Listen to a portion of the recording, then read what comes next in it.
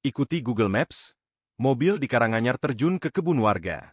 Gara-gara sopir ikuti petunjuk Google Maps, mobil putih plat nomor L terjun ke kebun warga di Karanganyar. Mobil putih itu terperosok setelah tak kuat nanjak di Karanganyar, Jawa Tengah saat menuju Candi Ceto. Dalam video yang diunggah akun TikTok Ian197 pada Sabtu, 14 September 2024, tampak sebuah mobil Toyota Rize yang terperosok bagian belakangnya. Mobil itu nekat melalui jalan cor menanjak.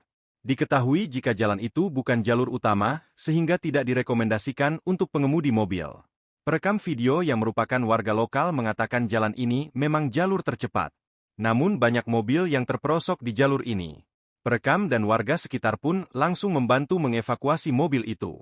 Dari keterangan pengunggah, insiden itu terjadi di wilayah Anggras Manis, Karanganyar. Beruntung tidak ada korban jiwa dalam insiden ini.